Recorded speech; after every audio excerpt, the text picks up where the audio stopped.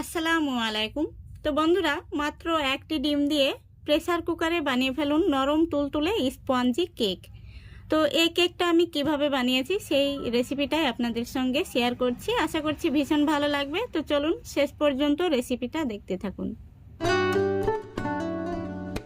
তো দেখুন, প্রথমে আমি নিয়ে নিচ্ছি একটি ডিম। তো ডিমটাকে এইভাবে আগে থেকে ফাটিয়ে নেবেন। অনেক সময় কিন্তু ডিমটা পচা হয়ে থাকে। তারপরে দিয়ে দিচ্ছি হাফ কাপ চিনি। এখানে চিনিটা আমি গুঁড়ো করে নিয়েছি। আর দিয়ে দিচ্ছি 1 চিমটি লবণ। এবার ডিম, চিনি আর লবণটাকে আমি একটি হ্যান্ড উইচ দিয়ে খুব ভালো করে ফেটে নেব। তো বন্ধুরা, এই পর্যায়ে বলছি, আমার চ্যানেলে প্রথম হয়ে থাকলে অবশ্যই ভিডিওটিতে একটি লাইক দিয়ে সম্পূর্ণ ভিডিওটি দেখার চেষ্টা করবেন। আর ভিডিওটি ভালো লাগলে চ্যানেলটিকে সাবস্ক্রাইব করে অল নোটিফিকেশানটি অন করে সঙ্গে থাকবেন। দেখুন, ডিম, চিনি আর লবণটা আমি খুব ভালো করে ফেটে নিয়েছি। এবার দিয়ে দিচ্ছি 2 টেবিল চামচ সাদা তেল।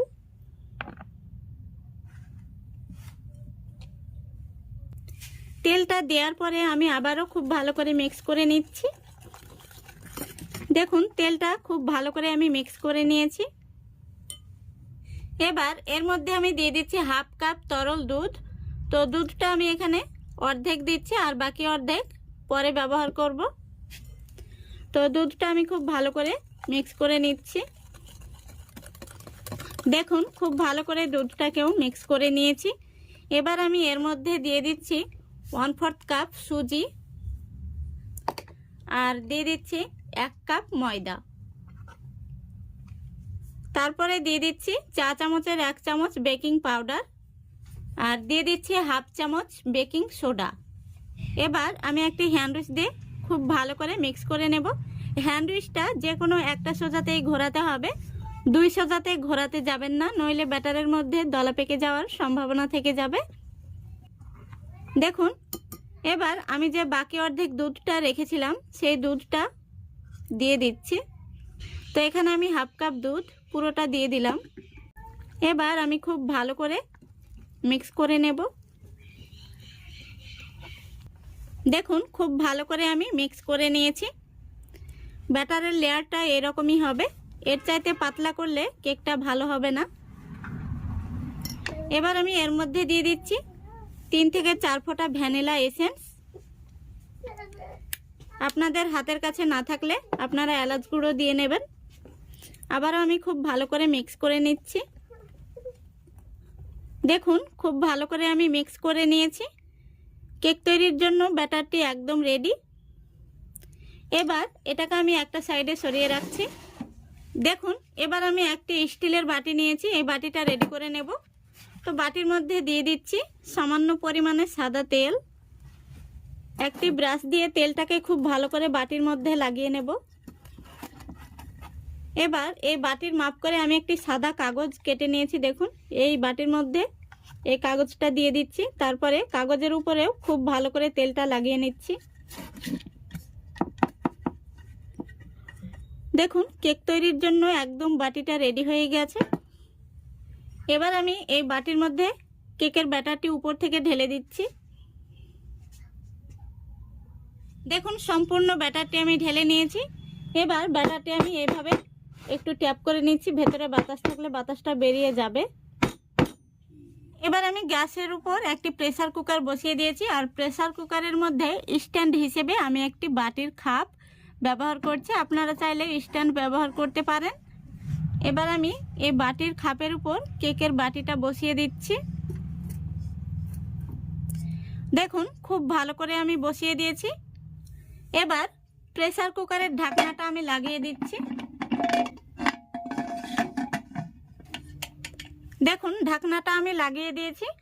আর প্রেসার কুকারের এই সিটিটা অবশ্যই খুলে নিতে হবে। এবার আমি গ্যাসটা অন করে দিচ্ছি। গ্যাসটা অন করে দিয়েছি। প্রথমে আমি হাই ফ্লেমে 5 মিনিট জাল করে নেব, যাতে প্রেসার কুকারটা খুব ভালোভাবে গরম হয়ে যায়। 5 মিনিট পর আমি গ্যাসের ফ্লেমটা একদম লো ফ্লেমে করে দিয়ে পুরো 40 মিনিট জাল করে নেব। 40 মিনিটের মধ্যে কিন্তু কেকটা হয়ে যাবে। তো ফিরে আসছি 40 মিনিট পর। বন্ধুরা, দেখুন 40 মিনিট হয়ে গেছে। এবার আমি প্রেসার কুকারের ঢাকনাটা খুলে দেখে নেব কেকটা কেমন হয়েছে। ঢাকনাটা খুবই সাবধানে খুলতে হবে, লক্ষ্য রাখতে হবে কেকটা যেন ভেঙে না যায়। দেখুন কেকটা কত সুন্দর ফুলেছে, দারুণ হয়েছে কিন্তু কেকটা। এবার আমি একটি কাঠি নিয়েছি, কাঠি দিয়ে দেখে নেব কেকটা ভেতর থেকে হয়েছে কিনা। দেখুন কেকটা কিন্তু পারফেক্ট হয়েছে, কাঠির মধ্যে একটুও লেগে নেই। তো এবার আমি গ্যাসটা অফ করে দিচ্ছি আর কেকের বাটিটা আমি বের করে নিচ্ছি।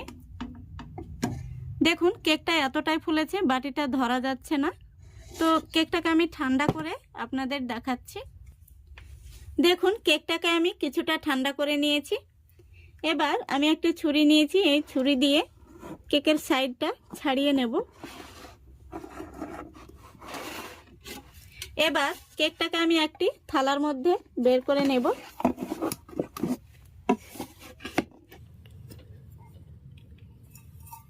দেখুন বন্ধুরা কেকটা কতটা স্পঞ্জি হয়েছে। এবার আমি কাগজটা তুলে নিচ্ছি। দেখুন কেকটা আমি আপনাদের দেখিয়ে দিচ্ছি কতটা স্পঞ্জি হয়েছে। এই দেখুন কেকটা আমি আপনাদের কাছে থেকে দেখিয়ে দিচ্ছি, দেখুন দারুণ হয়েছে। তো কেকটা আমি আপনাদের কেটেও দেখিয়ে দিচ্ছি ভেতর থেকে কেমন হয়েছে।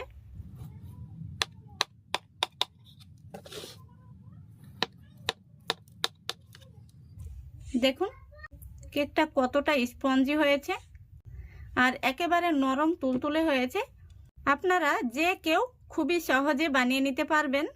তো আশা করছি আজকের এই রেসিপিটা আপনাদের ভালো লেগেছে। ভালো লাগলে অবশ্যই লাইক কমেন্ট শেয়ার করে দেবেন এবং চ্যানেলটিকে সাবস্ক্রাইব করে অল নোটিফিকেশানটি অন করে সঙ্গে থাকবেন। আজকের মতো এখানেই বিদায় নিচ্ছি। সবাই ভালো থাকবেন, সুস্থ থাকবেন। খোদা হাফেজ।